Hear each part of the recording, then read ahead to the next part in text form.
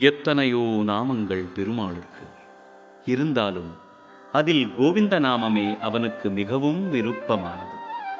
கோவிந்த நாமத்திற்கு பலவித அர்த்தங்கள் உண்டு. கோ என்றால் பூமி, விந்தன் என்றால் மீட்டவன். பூமியை வராக அவதாரம் எடுத்து மீட்டவன் கோவிந்தன்.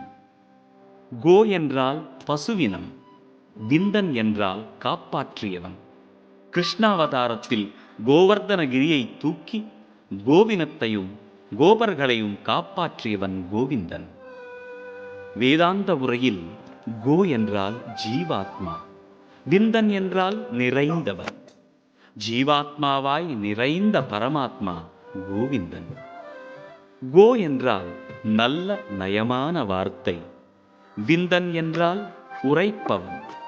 உலகம் வாழ விஸ்வரூபம் எடுத்து கீதோபதேசம் உரைத்தவன் கோவிந்தன். கோவிந்த நாமத்தின் பெருமை நம் வாக்கிற்கும் மனதிற்கும் கண்களுக்கும் எட்டாததாகும். க்ஷேத்திரபந்து என்ற மிக கொடிய பாவி கோவிந்த நாமத்தை உபதேசமாய் பெற்று உரைத்து பாவ வினைகளை தீர்த்தான் என்கிறது க்ஷேத்திரபந்து உபாக்கியானம். ஸ்ரீ வெங்கடேசனின் கோவிந்த நாமம்தான் நம்மை சிறப்பான பாதையில் வழிநடத்தி செல்கிறது என்கிறது கட்டோபனிஷத்.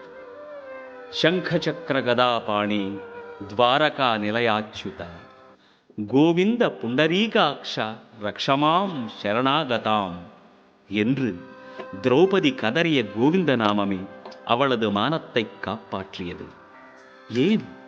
கோவிந்தனை விட மகிமைகள் மிக கொண்டது கோவிந்த நாமமே. ஏழுமலையானே வேங்கடரமணா கோவிந்தா கோவிந்தா, அடிக்கொரு முறையும் படிக்கொரு முறையும் கோஷம் கேட்பவனே கோவிந்தா கோவிந்தா, ஆபத்பாந்தவா அநாத ரட்சகா கோவிந்தா கோவிந்தா கோவிந்தா கோவிந்தா.